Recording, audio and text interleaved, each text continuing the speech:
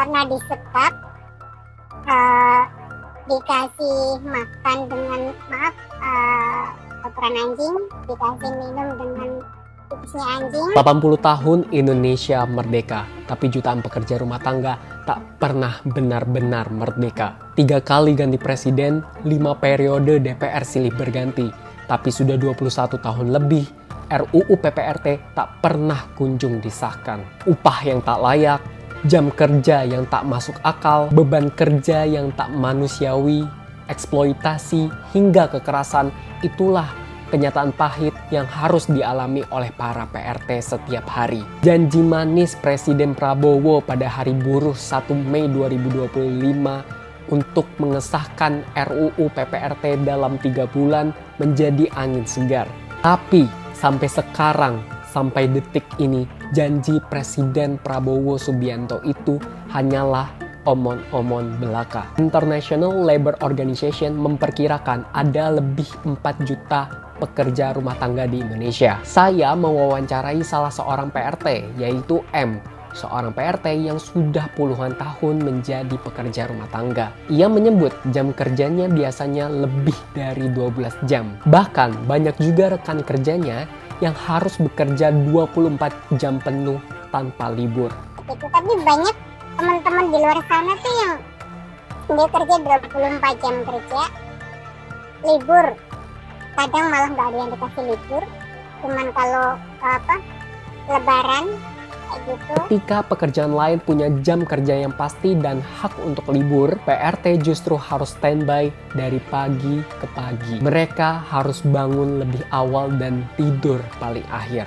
Tak hanya itu, kekerasan juga menjadi bagian yang tak terpisahkan dari kehidupan seorang PRT. Data Jala PRT mencatat ada lebih dari 3.308 kasus kekerasan terhadap PRT dalam kurun waktu 2021 sampai 2024. Dan itu hanya yang tercatat.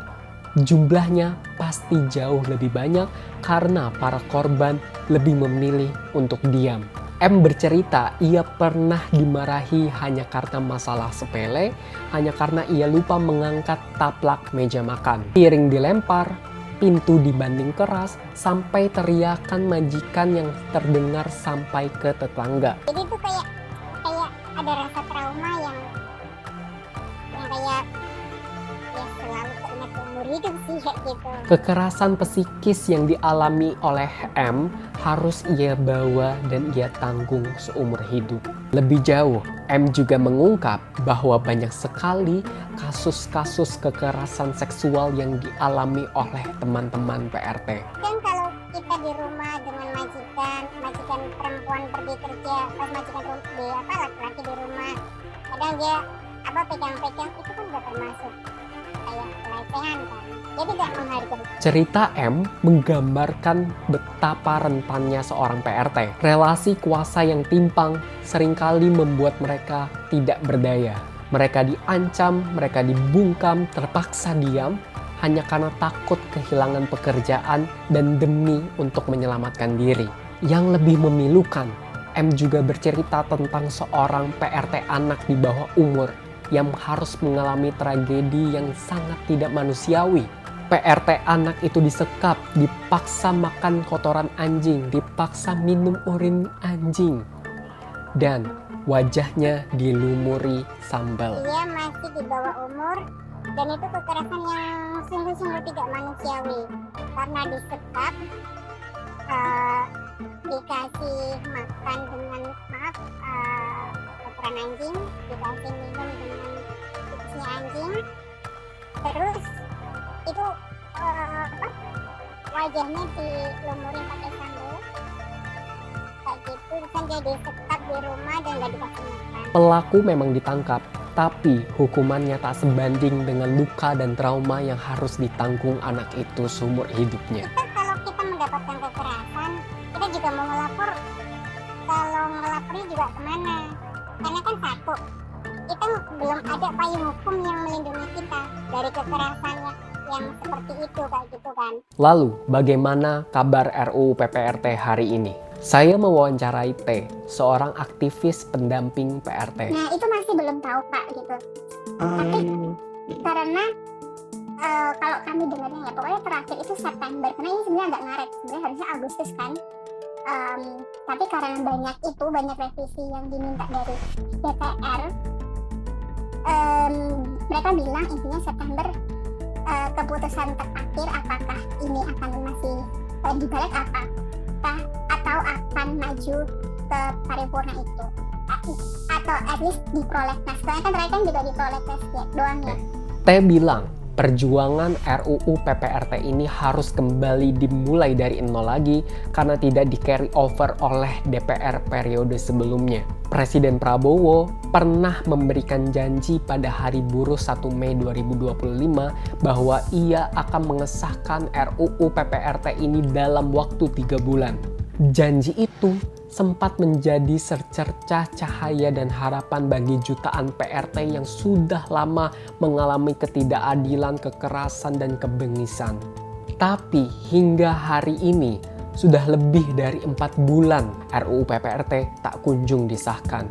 Janji Presiden Prabowo tak hanya lebih dari kata-kata manis yang penuh omong kosong. Dan lagi-lagi janji itu meninggalkan luka di atas luka. Jutaan pekerja rumah tangga kembali dikhianati. T juga membeberkan kenapa DPR seperti enggan untuk mengesahkan RUU PPRT ini. Nah, iya sih, sebenarnya kalau kami melihat ini sebenarnya pertarungan kelas gitu loh, bukan cuman semata-mata nggak mau ngesahin, tapi juga karena kan orang-orang DPR ini kan tentunya pemberi kerja gitu ya, bahkan satu orang aja bisa memiliki beberapa PRT gitu. T menyatakan para anggota DPR masih berperspektif pemberi kerja. Sejumlah anggota DPR khawatir kalau RUU ini bisa mengkriminalisasi pemberi kerja. Akhirnya, perlindungan bagi PRT harus tertahan oleh logika para elit. Sementara jutaan pekerja rumah tangga harus hidup dalam ketidakadilan. Tentunya belum ya Kak. Apalagi PRT harus menjalani memperjuangkan hak mereka sendiri selama 21 tahun gitu. Ini aja udah mau jalan 22 tahun gitu kan. Tentu mereka belum merdeka, mereka belum bisa menjamin haknya mereka sendiri, dan juga negara masih menegasikan hak mereka gitu. Dan mereka masih masih belum mendapat perhatian baik dari negara dan juga dari masyarakat. Pertanyaannya sampai kapan? Sampai kapan negara terus mengabaikan hak para PRT? Sampai kapan negara terus menunda RUU PPRT? RUU PPRT adalah nafas, adalah nyawa. Ia adalah satu-satunya perlindungan bagi para jutaan pekerja rumah tangga. Setiap hari tanpa pengesahan itu adalah hari di mana negara terus menutup mata, menutup telinga, dan membiarkan luka itu terus terbakar. Membiarkan para teman-teman PRT ini harus hidup terus dalam neraka. Bagaimana menurut kalian mengenai persoalan ini? Jangan lupa like, komen, dan share video ini agar teman-teman PRT kita bisa mendapatkan keadilan di negeri ini. See you!